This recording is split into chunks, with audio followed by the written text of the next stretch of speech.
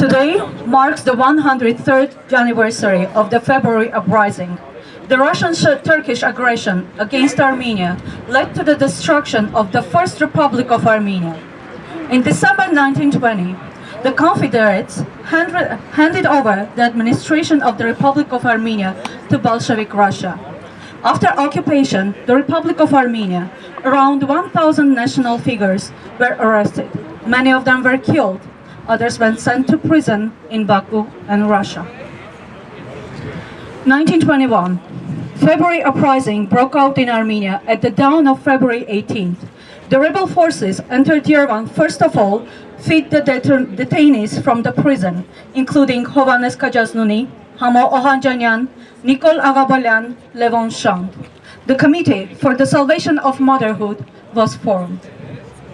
Before retreating, the Bolsheviks asked some of the prisoners in Yerevan prison overnight. Among them were former officials and military figures, whom the Bolsheviks arrested immediately after coming to power. Combat operations were conducted on three fronts. Parts of the forces of Russian 11th Army arrived in Armenia from Georgia to suppress the rebellion of the and recapture Yerevan. On March 16th of 1921, the Treaty of Friendship and Brotherhood was signed between Bolshevik Russia and Kemal Turks in Moscow.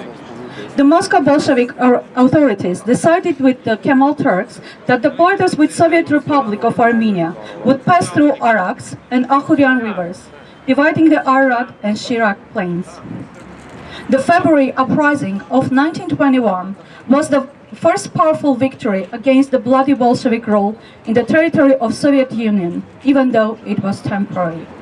Contrary to the Turkish Bolshevik conspirational plans, the most important results of the struggle of Garagin Nezhde, as well as the nationwide power explosion, was perhaps the salvation of Zangezur.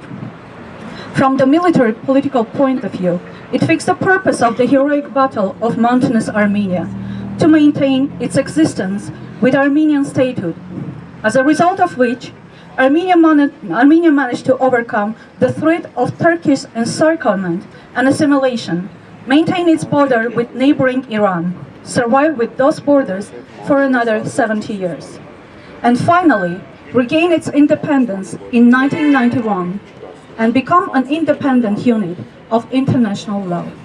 However, exactly 103 years later, we are historically turning point.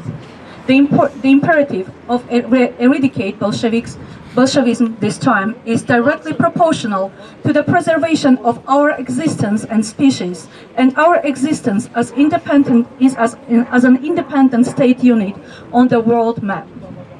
The same psychology of determined single person and the struggle for the right to exist was at the heart of the July 17th uprising of Sasnatserer in 2017, which 2 years later turned into a great popular uprising, but which cleverly stolen, looted, defiled, and demoralized by the remnants of the same bloody Bolshevik regime. Today, Bolshevik remnants, by imprisoning Sasnatserer, who gave birth to the revolution and forcing the country into the war that has been ravaging the country for 3 years, surrendered the part of the motherhood and forced us with the loss of statehood and independence.